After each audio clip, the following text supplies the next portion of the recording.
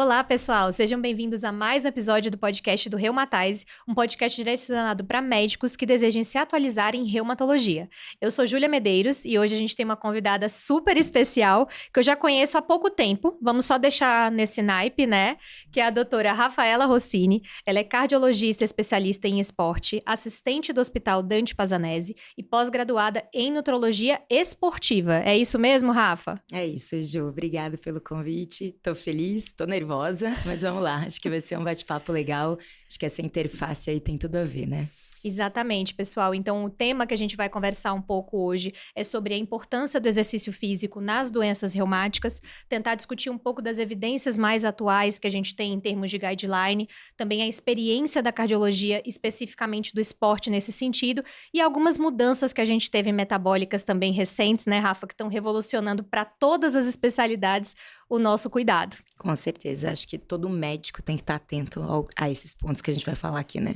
Exatamente. E, Rafa, até para a gente dar esse panorama para o pessoal, frente à sua experiência, uma dificuldade que a gente costuma ter na prática é como orientar o paciente sobre atividade física e nesse contexto atual que a gente tem de milhões de evidências, porque a gente sabe que, obviamente, temos os guidelines que falavam ali 150 minutos de atividade moderada por semana, a gente tem uma intercambialidade entre exercícios aeróbicos e de força, mas pensando naquele médico que está ali com o paciente na sua frente, que eu preciso tirar esse paciente do sedentarismo e trazer esse paciente para um ponto de atividade, o que você teria de sugestão nesse sentido? Esse tema é legal, né, Ju? Porque, assim, acho que atualmente a gente tem vivido uma transição e acho que o exercício físico vem ganhando uma notoriedade muito importante. E eu, como apaixonada pelo exercício físico, pelo esporte, adoro isso, né? Assim, a cardiologia do esporte é ganhando destaque, mas eu trago a questão do exercício físico. Hoje em dia a gente fala muito de medicina esportiva, que há pouco tempo atrás era uma especialidade que ninguém conhecia. E eu acredito que isso tem acontecido principalmente porque hoje a gente dá importância para o exercício físico realmente como remédio e tratamento. E esse é um remédio que todo mundo deveria tomar, né? A gente tá falando, eu, claro, puxo para o lado da cardiologia, porque a gente sabe que doença cardiovascular é a doença que mais mata no mundo, né? E o paciente reumatológico tem doença cardiovascular, o paciente neurológico, o paciente clínico, o paciente que não se considera paciente, que até então era saudável. Então, o exercício físico talvez seja o melhor medicamento pensando em tudo isso, tá? Então, quando a gente vai orientar a prática de exercício físico, se a gente vai olhar o mínimo para a gente considerar uma pessoa não sedentária por OMS, né? São 150 minutos de atividade física moderada por semana, tá? Isso é um número que já vem há muito tempo e que a gente se vem questionando, acho que todo mundo vem falando, poxa, será que é só isso? Então, hoje a gente já tem uma tendência a dobrar essa minutagem, né? A gente já fala aí de 150 a 300 e cada vez mais o exercício resistido tem ganhando destaque. Então, não é só o aeróbico. Hoje a orientação é também incluir, no mínimo, 2 sessões de treino de exercício de força, de exercício de resistência na semana, tá? E aí resistido, tá? Exercício resistido, é que o exercício resistido é aquele que acrescenta uma resistência adicional, né? Aí, às vezes, esses termos se Eu confundem. acho, Rafa, que isso é até interessante, porque para nós que não temos essa familiaridade com esses termos, se você puder elucidar para o pessoal um pouco dessas diferenças, porque pra gente fica muito vago. Ah, um Claro. aeróbico, uma coisa vai levar a uma frequência cardíaca. Conceitua pra gente Ótimo. melhor. Vamos lá. Até porque a prova é que até eu me confundi, hein? Eu falo isso todo dia. Mas vamos lá. A gente diferencia, a gente coloca, na verdade, como 2 tipos de exercício principal, né? O exercício de resistência, que é o endurance, que a gente vai falar ali da parte cardiovascular que vai trabalhar mais, né? Então, é a corrida, o ciclismo, a natação. Esses tipos de atividade física, de exercício físico, eles têm um componente mais de resistência, certo? É que a gente vai ter aumento maior da frequência cardíaca, a gente tem respostas esperadas diferentes entre eles. Então, no exercício de resistência, aumenta a frequência, a pressão arterial sistólica aumenta, mas a gente tem redução da resistência vascular periférica, visando um aumento de débito cardíaco. Esse tipo de exercício, ele gera uma sobrecarga de volume ao sistema cardiovascular. Isso também inclui alterações adaptativas que podem acontecer no coração frente a esse tipo de exercício. Já o exercício de resistido é o exercício basicamente de força. É aquele exercício em que a gente adiciona uma resistência além para o exercício. Então, você tem uma carga. Seja carga do peso corporal, seja uso de elástico, de peso externo, de máquina, que a gente vai pensar basicamente na musculação, né? Vem aí também o CrossFit, é um exercício interessante, mas eu gosto sempre de falar isso, principalmente quando eu tô discutindo com os residentes lá no Dante, que às vezes a gente pensa, por exemplo, ciclismo. Ciclismo, a princípio, é um exercício de resistência, né? Mas qual tipo de ciclismo? Eu lido com atletas, né? Eu tenho atleta de mountain bike. E aí o cara vai fazer um ciclismo numa montanha. Será que isso é só resistência? Ou aquela carga que ele tá fazendo ali, subindo, aquela inclinação, não é uma carga adicional, isso não tem um componente resistido. Então, a gente também tem que lembrar que existem exercícios mistos, tá? Então, que passeiam nessas duas interfaces e dependendo da modalidade, como por exemplo eu dei o exemplo do ciclismo que é bem interessante, a gente pode pensar que é inicialmente um exercício de resistência, mas se ele mudar o território, o relevo, né, adicionar outras variáveis, esse exercício ganha um componente resistido importante. Tá. Que bom, Rafa. Eu acho que isso é muito importante para a gente também dentro da reumatologia, porque em muitas das nossas doenças a gente já entendeu a importância do exercício físico resistido, desse acréscimo, por exemplo, no caso da osteoporose, e também a fibromialgia a gente vem emergindo aí com algumas evidências também desse potencial benefício.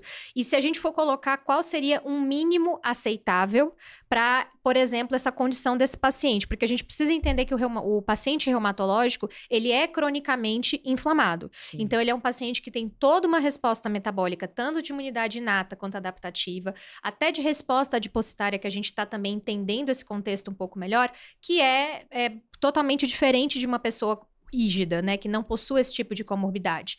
E qual seria, então, um mínimo aceitável para a gente orientar esses pacientes? Eu acho que mínimo, a gente falar assim, mínimo, tratamento, olha, você tem que fazer isso, eu acho que a gente basear ali nos 150 minutos de moderada intensidade aeróbico, resistência, e pelo menos 2 sessões do resistido, tá? Eu acho que isso é o mínimo, né? Eu, como apaixonada e viciada em esporte, vou achar isso pouco, é claro. E sempre vou estimular todo paciente a fazer mais, né? A gente chega na meta, a gente dobra a meta, né? Já é uma frase famosa. Então, mas eu acho que o mínimo, até quando a gente, né? Eu fui ler um pouco de reumato para discutir aqui com vocês, a maioria das orientações se baseia realmente nessa recomendação, mas que eu acho que isso é mínimo mesmo, tá? E acho que essa mudança que a gente está tendo no conhecimento e na prática de exercício físico, não sei se você observa isso na reumato, talvez seja um pouco mais difícil, mas eu vejo na cardio muitos pacientes que começam fazendo o mínimo por orientação e se apaixonam por aquilo. E aí a meta vai aumentando, vai dobrando, e aí a gente já começa a falar em performance, e aí a conversa muda de figura, Já né? vai mudando, né? É interessante porque, assim, ainda é um campo dentro da reumatologia que a gente carece, assim, de robustez de dados científicos, etc. Mas a gente tem alguns guidelines que nos norteiam. Então, principalmente ali referente à sociedade europeia, a gente tem tanto um guideline de recomendações ali de 2018 e 2021, que incluem aquilo que a gente estava comentando inicialmente. Para considerarmos esse tratamento do paciente como integral, o exercício físico é necessário dentro desse contexto, com aí mais ou menos essa orientação de 150 minutos por semana como mínimo. E ele até descreve um pouco melhor especificamente o EULAR, que a gente teria uma meta ali, o que seria essa intensidade moderada, ali de 64% a 76% da frequência cardíaca, e eu queria que você comentasse isso um pouquinho pra gente também, e também acrescentando mais essa parte também de flexibilidade, de parte de treinos específicos de equilíbrio, propriocepção, mas, por exemplo, em termos de intensidade, se você pensa nesse paciente que está começando para iniciar uma prática de atividade, eu preciso chegar nessa meta? Ou se esse paciente, vamos supor, ele é um paciente mais restrito, ele tem uma mobilidade mais reduzida, talvez o mínimo dele já seja suficiente? Comenta um pouco pra gente desse quadro. Esse ponto é interessante, né? Porque se a gente está pensando numa pessoa partindo do zero, talvez 150 minutos e 2 sessões de resistido é muita coisa, assusta. Pensando ainda mais no paciente de vocês, né? Rigidez, dor muscular, dor óssea, dor articular, rigidez muscular, fadiga. Então, é claro que é um cenário um pouco diferente de você pegar o paciente e falar, olha, vamos lá. vai 150 minutos, nem pensa, só vai. Não é por aí, né? E aí eu acho que é interessante trazer até um outro conceito, antes da gente falar de intensidade, que é a redução do tempo sedentário, né? Ótimo. Que às vezes a gente esquece muito disso. O tempo sedentário é o tempo realmente que a gente passa parado, sentado trabalhando, vendo televisão, e que a gente sabe que a sociedade, a maioria das pessoas passa a maior parte do tempo assim, seja pela função profissional, né? Ou seja por uma limitação até de doença, ou seja por opção, né? Que hoje em dia é o que a gente mais bate para que não aconteça. E a simples redução desse tempo sedentário, então, de você a cada hora pegar, se levantar e buscar um copo de água na cozinha, ou descer um andar, subir um andar de escada, fazer coisas que você poderia diminuir esse tempo de sedentarismo, né? Então, optar por uma escada em vez do elevador toda vez, né? Estacionar o seu carro no estacionamento que você vai ter que andar um pouquinho mais. Isso já tem impacto também, principalmente em saúde cardiovascular. Então, talvez esse seja o início de tudo, né? Se a gente for começar a pensar em como tirar esse paciente da inércia do sedentarismo, essas pequenas mudanças já são interessantes. Hoje a gente fala muito no conceito também de passos no dia, né? De meta de passos. A gente tem tantos wearables, né? De relógio, que quantificam essas coisas. E é muito interessante você olhar isso. Como tem gente que não dá 2.000 passos no dia, 3.000 passos no dia. E aí, se a gente já começa a chegar numa meta de 7.000, 8.000 passos, isso já começa a ficar interessante, pensando também em promoção de saúde e redução de risco cardiovascular, né? Agora, falando de intensidade, esse é um ponto bem até delicado quando a gente vai pensar em performance esportiva, tá? Mas vamos pensar em exercício para promoção de saúde. A gente tem várias formas de tentar quantificar essa intensidade de exercício físico, tá?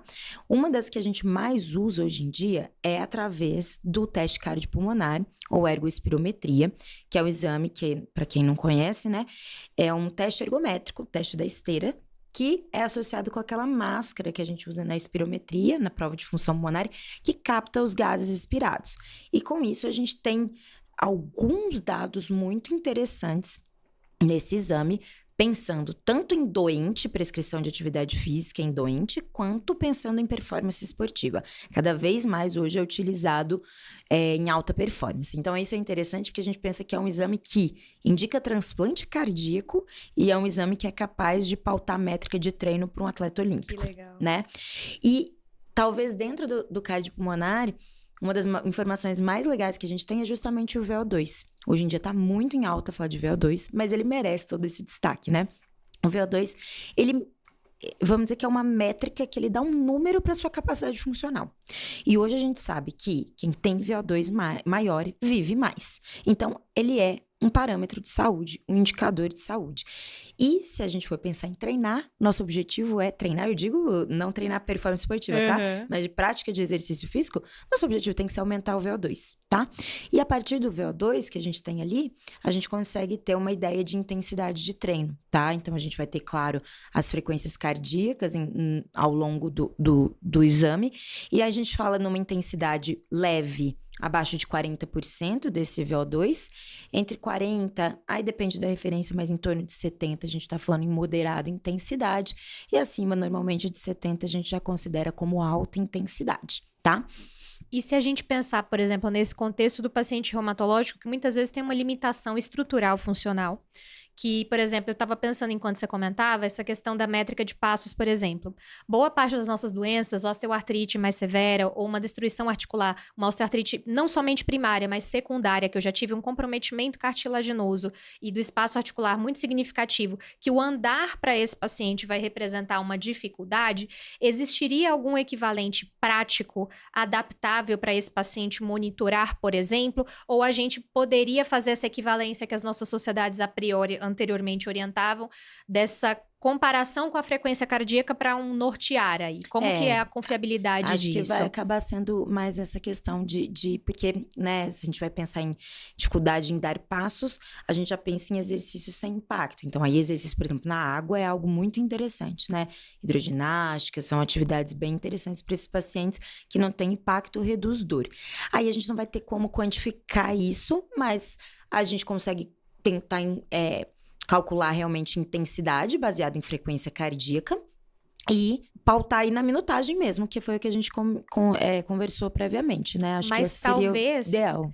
Esse nem seja, então, o meu ponto principal de avaliação. Por exemplo, pensando nesse progredir desse paciente. Talvez seja mais a gente pensar na questão de frequência dessa realização de atividade, Sim. ou se ele está conseguindo chegar a patamares de exercício prévio que ele não estava chegando, pensando num contexto de adaptabilidade para a realidade funcional desse paciente, Sim. né? Que eu acho que é importante a gente conhecer e também traçar essa estratégia para esse paciente de uma forma que se aplique à realidade dele, né? A gente tem um conceito legal na parte esportiva, que é volume de exercício físico, né? Porque a gente fala muito em intensidade. Mas a gente tem uma questão que é volume, que nada mais é do que a intensidade, a quantidade e a frequência. Para basicamente um produto entre intensidade, frequência e tempo, né? Ou seja, quantas vezes na semana, quanto tempo e qual a intensidade. E aí, se você vai pensar, para você pensar em volume de treino, você pode mexer nas 3 variáveis. Legal. Então, não só em intensidade, mas você pode aumentar a frequência. Vamos fazer hidroginástica 2 vezes na semana, 3 vezes na semana. Você está aumentando o volume de exercício para ele, né? E no final, o volume talvez seja mais importante do que propriamente dita a intensidade.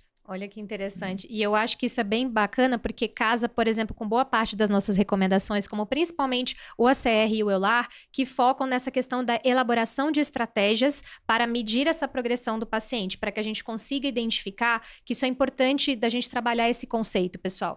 A gente precisa ter um papel ativo como agregadores desse cuidado, como coordenadores desse cuidado, que eu acho que é melhor colocarmos assim.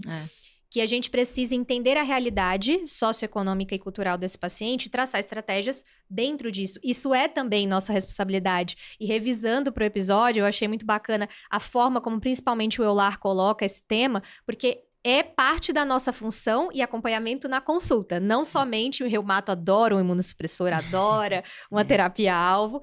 E a gente precisa lembrar dessa parte também. Então, por exemplo, coloca-se aqui algumas estratégias possíveis que a gente possa utilizar do ponto de vista comportamental. Um estabelecimento de metas realistas e progressivas. Então, isso eu uso bastante no consultório. Eu falo, não existem metas pequenas. Existem passos que a gente não planejou para dar. Então, se eu tiro esse paciente de um incêndio e eu já trago essa pessoa para um contexto diferente, isso já é uma meta. Com certeza. Para nós, possivelmente rígidos, isso não seja, mas para esse cara, isso já faz muita diferença. Uma outra coisa, você planejar ações específicas e elencar grau de importância entre elas, para que você priorize o que você vai fazer. O automonitoramento da atividade física é também altamente encorajado, até porque a gente sabe que pensando num contexto mental, esse tipo de estratégia ele tem uma importância grande, porque de alguma forma você vai estar ali visualizando. E eu até queria saber a sua opinião sobre isso, porque para mim, especificamente, faz muita diferença. Eu saber que eu fiz e eu estar vendo que eu fiz, apesar de eu saber que eu tenha realizado. Com certeza. Acho isso interessante, Ju, que você falou.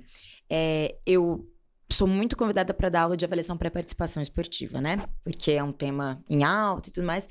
E nas minhas take-home messages da minha aula, eu falo, é nossa obrigação como médicos orientar e prescrever atividade física, exercício físico, melhor dizendo, né? Então, é exatamente isso que você falou, a gente tem que prescrever. Isso não é só reumato, tá? O cardio, às vezes, prescreve a estatina, prescreve a metformina, prescreve até o análogo de GLP-1, mas não vai lá e perde o tempo para questionar sobre exercício, para questionar, às vezes, sobre alimentação, né? Então, assim, os meus pacientes, claro que eu tenho alguns pacientes enviesados que fazem muito mais do que a gente está falando. Eu já falei, a sua régua não é uma régua normal, Rafaela, desculpa. Não é, realmente. Mas você olhar para ele e falar, vamos melhorar isso, vamos aumentar isso. Igual a gente falou, não dá para dar passo, vamos aumentar a frequência do seu funcional com o seu personal, da sua hidroginástica, o que dá para fazer. A questão que você falou também muito interessante é socioeconômico. Não adianta a gente achar que todo mundo vai ter dinheiro para pagar um personal. Não adianta a gente achar que todo mundo tem dinheiro. Uma questão que eu vejo, às vezes, atendendo no SUS, né? Tem gente que não tem dinheiro para pagar uma hidroginástica. Piscina é caro, né? Então, vamos ver o que a gente pode fazer. E aí, é interessante até o que você comentou um pouco antes, a gente lembrar de incluir exercício de flexibilidade, de mobilidade. Para os seus pacientes, então... Fundamental, né? Até pensando em envelhecimento, equilíbrio. Então, tudo isso é importante. Agora, sobre quantificar...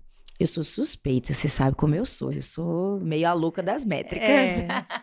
E eu prefiro me abster. Mas é bom, eu acho que a gente perceber evolução é muito legal, né?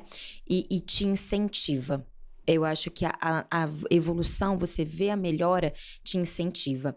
Então, assim, claro, a gente está pensando num paciente, num doente, em benefício de exercício físico para a saúde, para ele. Como que a gente vai quantificar? Será que a senhora está ficando menos cansada no final dessa sessão? Hoje em dia, às vezes, eu falo até de relógio. Não precisa ser um relógio caro, a gente tem frequencímetros hoje acessíveis e que o paciente consegue ver ali quanto tempo treinou, quanto ficou ao longo da semana, isso é legal. Agora eu vou trazer até um outro ponto clínico aí de evolução, avaliação de exame laboratorial. É muito interessante você pegar e olhar um HDL melhorando, um triglicérides reduzindo, e a gente pode falar, olha aqui como a sua mudança... É uma coisa mais factível para esse paciente, é factível e é um número, né? É legal e pensando numa saúde mais global. Eu comentei também do VO2, o VO2 é excelente, mas também teste cardiopulmonar não é um exame tão fácil e acessível assim, né? Mas... Para quem pode, você quantificar e ver seu VO2, você vê... os meus pacientes, eles ficam bravos se eles vão pior no teste desse ano do que do ano anterior. Eles ficam chateados. Mas tudo isso é maneira de você quantificar. Então, eu acho que também trazer isso para o que isso reflete na sua saúde em geral, né? Seja na mobilidade, seja na redução de dor, seja na fadiga, também não deixa de ser evolução, né? Exato. E eu gosto, por exemplo, um parâmetro aí que a gente pode sugerir para o pessoal na prática, também clínica, que eu vejo que é bastante sensível e é uma das primeiras coisas que os pacientes notam é sono. Então eu falo, você percebe o quão mais descansado você consegue ficar... Ju. Né, quando você tá fazendo, nossa, é verdade, doutor. Porque muitas vezes o peso não alterou, nossas doenças mexem muito, ou as terapias muito na parte laboratorial. Sim. E às vezes essas pequenas coisas, que a gente já tem extensas evidências científicas relacionadas, a gente já consegue ali captar, né, Excelente, Rafa? excelente lembrança. Adiciono sono, adiciono funcionalidade, disposição, porque é um paciente que faz exercício físico, ele vai ficar mais disposto, ele dorme melhor, ele recupera melhor, ele acorda mais descansado. E ainda vou botar um brinde aí, principalmente para mulher, que é bastante seu território também, intestino. Exato. Funcionamento intestino. Ah, eu era constipada, melhorou. Então, tudo isso é parâmetro. Eu falo, né, gente? O exercício físico, se tivesse como vender em cápsula, era o melhor. Vende mais do que outros. Né? Com certeza. E assim, Rafa, eu acho que principalmente para a parte reumatológica da nossa audiência, né, que acaba sendo aí o foco, essa parte do potencial de regulação da imunidade que a gente tem do exercício físico. Então, realmente, a gente tem algumas revisões aqui que a gente até compartilhou, né, se preparando para o episódio, que muitas vezes, por exemplo, eu tinha o conceito da faculdade, da residência, de, é um modulador inflamatório, mas como? Né? Eu vou em imunidade inata, eu vou em adaptativa, eu vou em citocina, o que acontece? E realmente, nós temos algumas evidências que, principalmente durante o exercício, a interleucina 6, ela possui essa modulação anti-inflamatória, enquanto eu tenho uma secreção associada de interleucina 15, que já vai me ajudar mais no ponto de vista de homeostase e também no perfil de sobrevivência linfocitária, ajudando aí nessa imunomodulação. Mas quando eu olho, por exemplo, também especificamente para a imunidade inata, eu achei muito interessante essa informação. A gente consegue regular o aumento do número e função, por exemplo, de células NK, ou seja, favorecendo a vigilância tumoral, reduzindo o risco de infecção. E esse papel nas células T também mudando o microambiente de célula T, que pensando, por exemplo, em fisiopatologia de doenças como artrite reumatoide, é fundamental essa mudança específica do microambiente inflamatório da célula T, que a gente consegue modular com exercício e, inclusive, uma expansão de células T regulatórias. Muito da imunidade se fala mais no exercício de moderada intensidade. Mas legal. o moderado é contínuo. né? Então, assim, você fazer sessões a longo prazo, né? E então, o moderado para a imunidade aí é o principal. Até se questiona muito, antigamente vinha muito o conceito de janela imunológica com o exercício de alta intensidade. Acreditava-se que após uma sessão de alta intensidade, a gente passava um período desprotegido aí com diminuição de células de defesa. Hoje já se questiona muito isso, já se fala mais em redistribuição dessas células, o que é mais interessante ainda, né?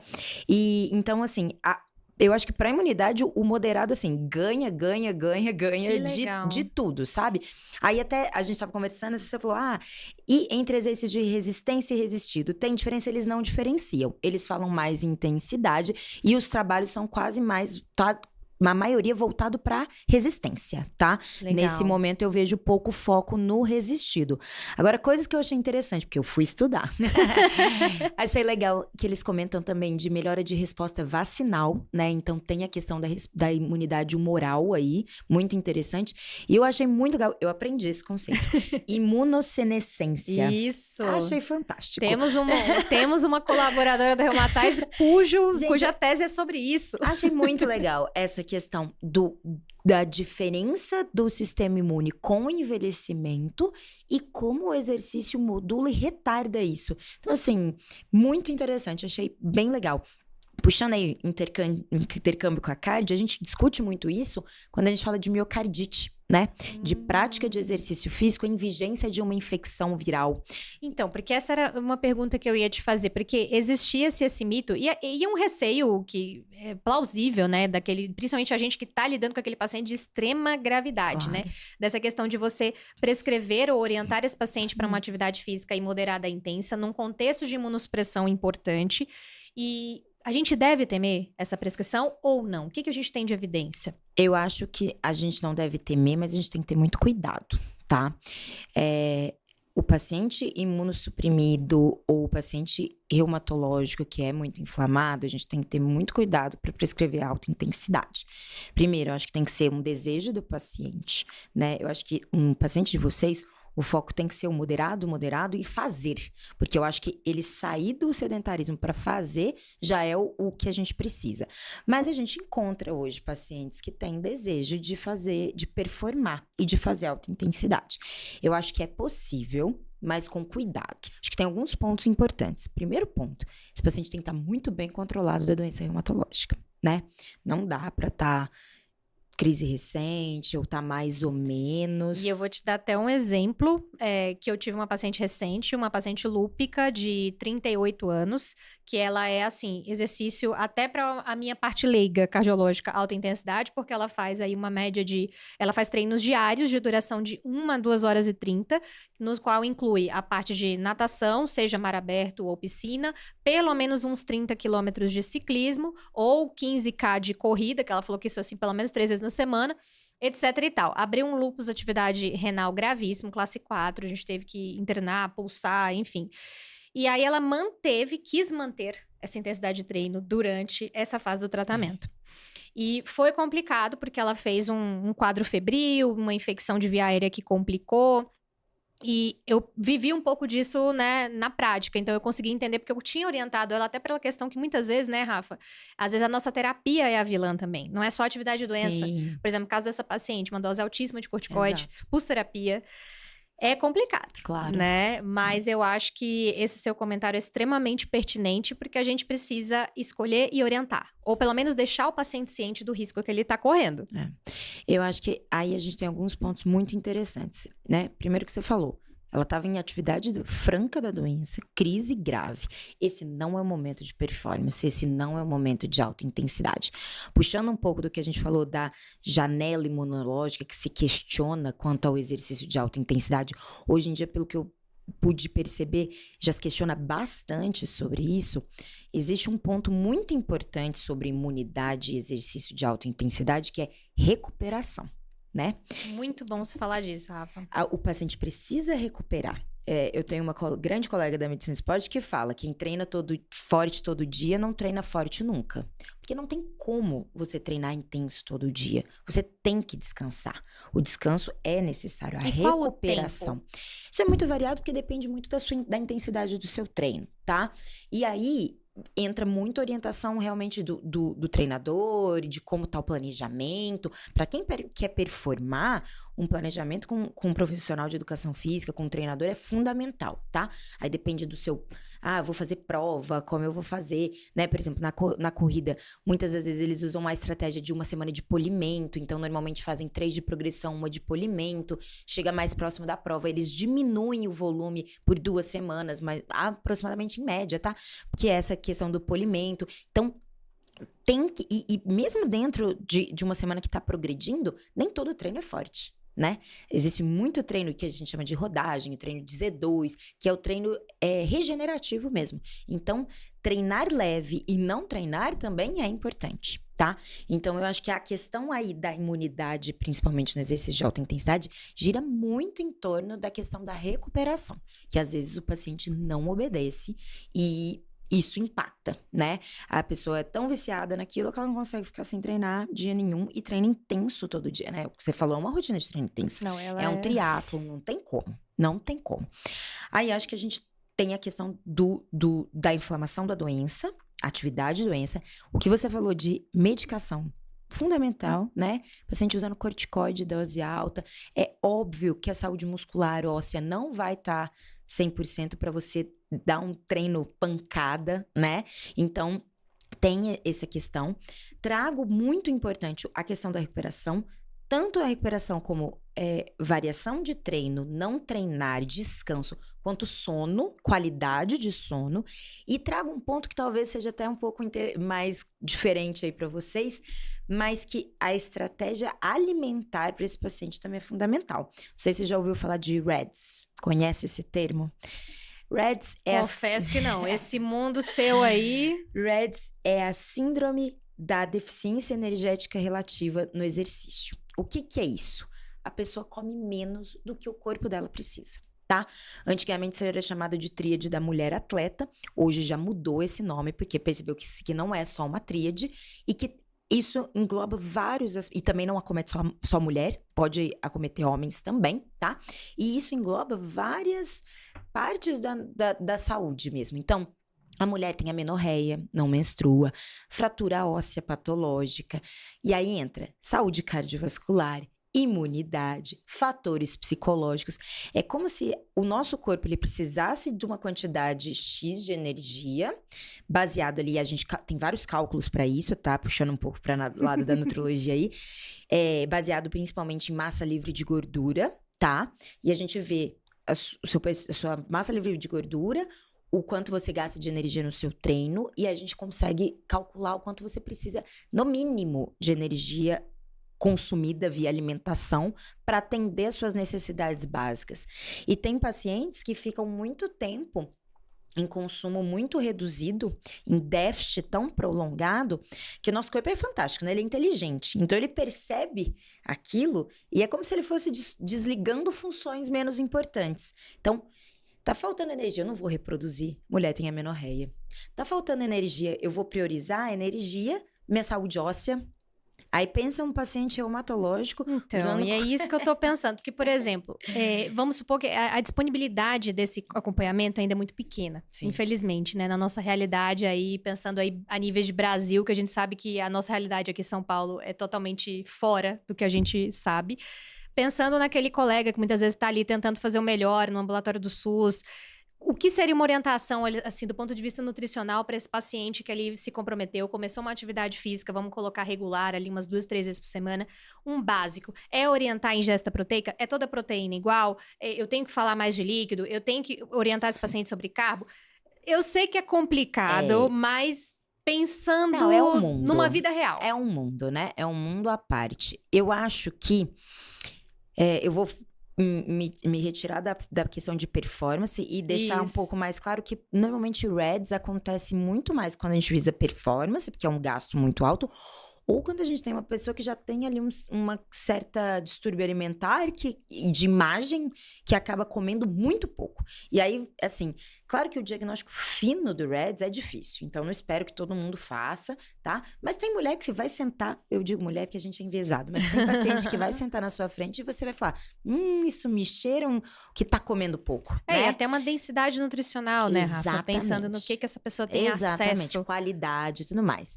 E eu acho que nesse ponto, Ju, pensando em geral, em prática, eu particularmente chamaria atenção. Acho que o ponto principal teria que ser consumo proteico. Eu acho que, em média, o que eu vejo na população, nos atendimentos, seja em consultório, seja SUS, é déficit de proteína. As pessoas não comem proteína. A gente estava até comentando isso, né, Rafa? Na recente. Pra gente, o quanto é difícil, né? Proteína é difícil você conseguir comer o que você precisa. E aí, Rafa, até pensando nessa questão que você pontuou pra gente, especificamente desse contexto que você estava falando, mas pensando que nós vivemos o boom da era de medicações aí específicas para o tratamento da obesidade e também da parte do diabetes, especialmente com a semaglutida ou a tirzepatida, pensando nos mecanismos de ação que a gente sabe que é um paciente que já vai ter uma alteração no tempo de esvaziamento gástrico, vai ter uma diminuição do craving, vai ter uma alteração na modulação cerebral, especialmente com a tirzepatida, e a ampliação de usos que nós estamos tendo para os pacientes na reumatologia, especificamente para osteoartrite e para artrite psoriásica. Já temos estudos em andamento de introdução conjunta de inibidor de interleucina 17 com tirzepatida, que a gente está muito ansioso para ver esse resultado. É uma nova era, que a gente até comentou, a gente gravou um episódio recente, se você não assistiu, confira, tá? Sobre análogos de GLP-1 e afins, que foi muito legal sobre o tema. E pensando nesse contexto da orientação, tanto da parte da atividade física e principalmente nutricional, qual a principal estratégia que a gente tem que orientar esse paciente? Ótimo. Eu acho que essas medicações são fantásticas, né? Não, longe de mim falar mal, mas eu gosto, prescrevo quando indicados, né? Exato. Claro. E eu acho que aí a gente tem que estar muito atento, principalmente na diferença entre emagrecer e perder peso, né? Boa. Porque uma coisa é perder peso e aí vai embora tudo junto. A pessoa desidrata e tá feliz, ou a pessoa perdeu toda a massa muscular, pouca massa muscular que ela tinha e foi embora. Então, isso é perder peso. Agora, emagrecer é a gente tentar diminuir gordura, né? Que é isso que a gente quer, né? Não é só um peso na balança. E aí a gente tá falando em gordura visceral, em inflamação e tudo mais. Então, eu acho que nesse sentido, vem de novo o consumo proteico. Esse paciente tem que ter um consumo proteico alinhado. Não vou falar que é superestimado, porque proteína em excesso também é prejudicial, mas alinhado, tá? Então, assim, um cálculo de proteína. E esse paciente, ele tem que entender que ele não vai ter fome mesmo, que ele não vai querer comer mesmo. Esse é o efeito da medicação, e é por isso que ela funciona. Mas a qualidade alimentar tem que ser uma prioridade, né? Então, às vezes eu falo para os meus pacientes que estão usando, não tá a fim de comer? Mas tenta manter pelo menos a quantidade de proteína que já está habituado ou que foi calculado pelo Nutri. Diminui ali na questão do carboidrato em excesso, né? Ou até mesmo vegetais, longe de parar de comer, porque a gente sabe que todo micronutriente também vem dali. Mas assim, vegetal dá mais saciedade, o volume é maior. Então talvez você comer um pouquinho de um volume menor. E aí, pensando no exercício, Ju, até acho que a gente passou um pouco rápido sobre isso, que a gente fala um padrão, uma fórmula para todo mundo de 150 de aeróbico e 2 sessões de musculação, de resistido, mas aí, para todo mundo tem que ser a individualidade. Eu acho que a individualização de exercício é muito interessante, tá? Por quê? Vou usar, por exemplo, o usuário dessas medicações. Se esse paciente só fizer exercício de resistência e não comer, esse paciente vai perder peso, ele vai perder tudo que ele tem junto. Esse cara tem que priorizar o exercício resistido, que é para segurar a massa muscular que ele tem, né? E por quê? Você tem que tentar emagrecer perdendo o mínimo de massa muscular que você tiver. né? E esse contexto, Rafa, é interessante que a gente tem alguns dados especificamente, né, de estudos que foram conduzidos especificamente com a liraglutida, com combinação tanto da monoterapia ou combinação com exercício resistido, que demonstrou justamente que o uso análogo dos análogos em conjunto a essa estratégia demonstrou uma preservação tanto da massa muscular quanto óssea. E uma outra meta-análise reforçou a importância disso que você está falando, da perda acelerada, porque foi demonstrado que participantes que perderam ali mais ou menos 10% da sua massa muscular durante 68 a 72 semanas de tratamento, isso e tinha uma equivalência a 20 anos de perda muscular relacionada à idade. Olha isso. Então, o tamanho, né, a magnitude do problema, e novamente ressaltando que o treinamento resistido conseguiu minimizar de uma forma muito significativa essa perda e a preservação da massa magra. Então, eu acho que é importante a gente frisar com dados para que a gente realmente entenda que isso é uma urgência. Porque muitas vezes, principalmente, por exemplo, reumatologista, a gente está pensando muito em alívio de carga, até porque a gente sabe que do ponto de vista de distribuição articular, o sobrepeso, a equivalência não é 1 para 1. Uhum. Então, a gente vai ter evidências aí que falam que seja 1 para 3 vezes, ou 1 para 4, 1 para 5. O fato é que a gente sabe que essa distribuição de carga, ela não é simplesmente o peso da balança. Então, é um grau de preocupação que às vezes a gente fala, ó, você tem que perder, mas esse perder a qualquer custo, até porque a gente tem que ressaltar a questão da proteção articular também, porque se eu tenho uma instabilidade ligamentar, seja da parte fisiológica, ou seja, muitas vezes com a contribuição medicamentosa prolongada, eu vou gerar outro tipo de problema. Sim. Né? Então, é importante. E acrescento, além da questão articular, o impacto disso a longo prazo. Imagina uma perda de massa muscular equivalente a 20 anos. Como é que esse paciente vai chegar na idade avançada, né? A gente fala tanto em poupança de músculo, em poder chegar na fase mais idosa com qualidade de vida, com independência para atividades básicas de vida. Se a gente for pensar nisso, assim, será que vale tudo tão a qualquer custo, né? Então, eu acho que tem que ser um emagrecimento saudável. E aí, eu acho que é interessantíssimo a gente focar realmente no treino resistido. Então, nesse paciente, por exemplo, talvez os 150 com 2 sessões não é o ideal. O ideal é a gente pensar em 4, 5 vezes por semana de um exercício resistido e diminuir um pouco o exercício aeróbico se ele não tiver esse tempo, né? Porque a prioridade é outra. Isso se reflete em outros cenários, né? A gente tá falando agora dessas medicações, mas num paciente, por exemplo, que a gente pega e é o famoso falso magro, que você olha e não tem músculo nenhum. Às vezes o ideal não é priorizar ali o cardio nesse momento, é priorizar, vamos ganhar um pouco de massa muscular. Então, esse manejo essa individualização de exercício físico é fundamental. E não é fácil de ser feita, tá? Claro, não vou esperar isso talvez da reumatologista, né? Mas quem tá acostumado, a gente tem esse olhar e vale lembrar que quem tá usando essas medicações são medicações caras. Então, provavelmente, essa pessoa, ela tem uma condição financeira melhor e aí eu reforço a importância do acompanhamento multi-interdisciplinar, né? Ter um nutri junto, se puder ter um profissional da educação física, acho que isso é bem interessante, né? E assim, até para ajudar o pessoal pensando que, obviamente, como você pontuou, são medicações caras, mas muitas vezes a gente tá vendo aí de tudo, né? O pessoal metendo o pé pelas mãos para conseguir ter esse tratamento, achando que né? A gente tem a nova roda da medicina.